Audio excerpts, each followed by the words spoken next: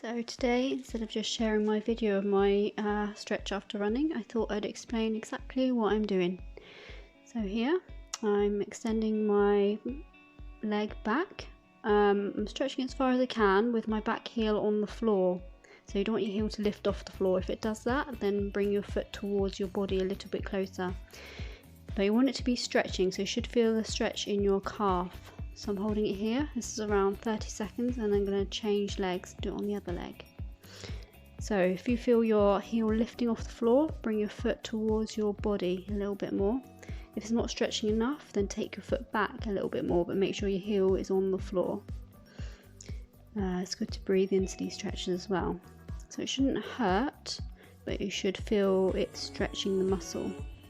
Okay, so this one, I am putting my foot right up against the post, so my heel's on the floor and my toes are up, and then I'm bringing my body as close into the foot as possible. So this is a really nice stretch. I've had a problem with my Achilles for a little while when I started running back again, and doing these stretches has really helped. I had no pain there at all today, so that was really nice. So as you can see, my toes are up to the sky. My heel is as close to the pole as I can get it, and then I'm moving my body in as close to the pole as I can as well to really feel that stretch. So this is deep in the calf. This is a great one.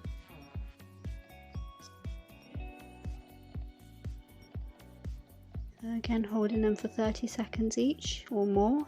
Sometimes I hold them for a minute, depending on how tight I'm feeling. Okay, this one's quite hard to explain. So it's actually the back leg that I'm stretching, and this really gets the deep muscle, the soleus muscle, which is really hard, and I found this stretch by accident actually. So I'm bending my leg, so I couldn't feel the stretch enough, so just see how I move my foot back a little bit.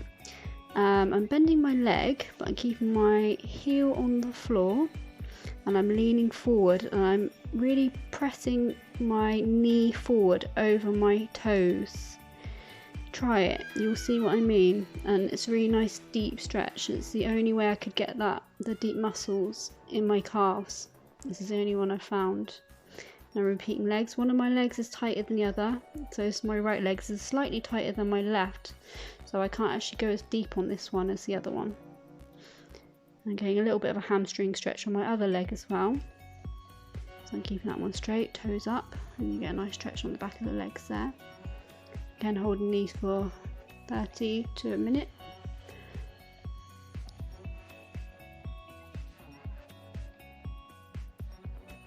Okay, now I'm going to do my quads. So I'm bringing my foot to my bottom and I'm pushing my hips forward. You really do want to be pushing your hips forwards, or else you're not getting enough stretch in your quad muscles. So you should feel that from your hips all the way down to your knees.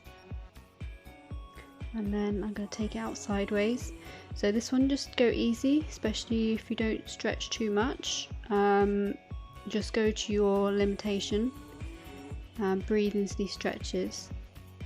The longer you hold them, the more benefit you'll get from them too.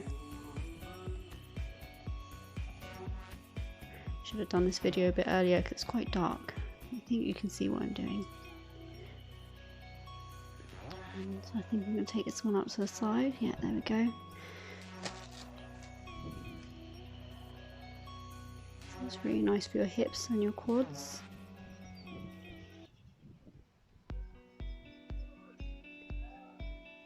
Okay, the next one, I think. Oh, okay. Doing these. Okay, so I do this. This is more mobility after my runs, and I do it before my runs as well. So my legs are bent, but I'm kicking my knees up to my chest. So it's really nice for the back of the legs, and it warms up the hips. I do them out to the side.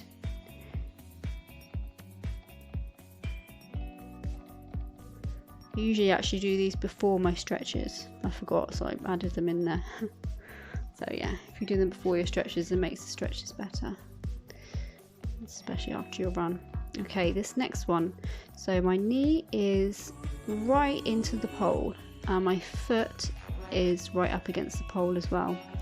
What I'm doing here So I'm pushing my hips slightly forwards.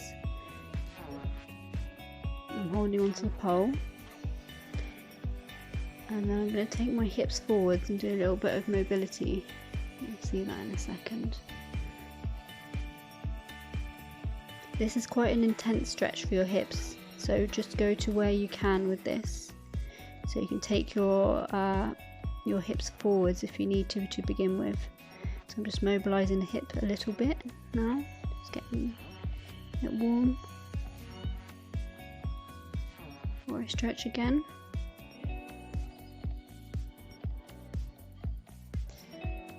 I'm pushing the hip forwards a little bit.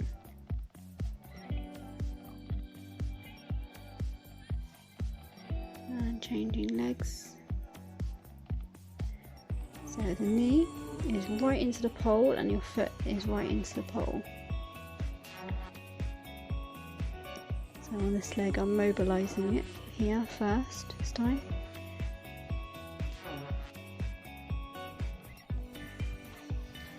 And pushing the hips forwards.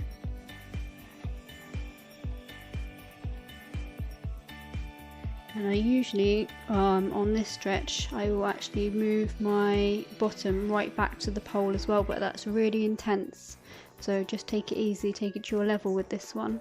I usually do that after training, but I didn't feel quite warm enough to do that today on this one.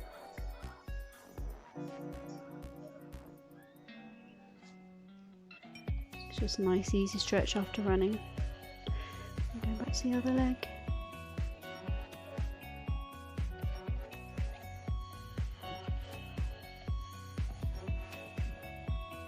Pushing my hips forwards a little bit more this time.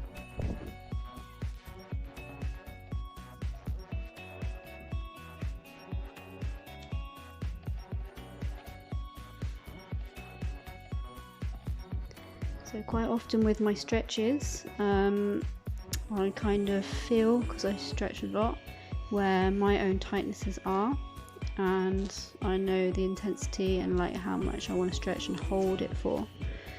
I have a minimum time that I hold it for, but yeah, the more you practice, the more you'll get to know that kind of thing as well.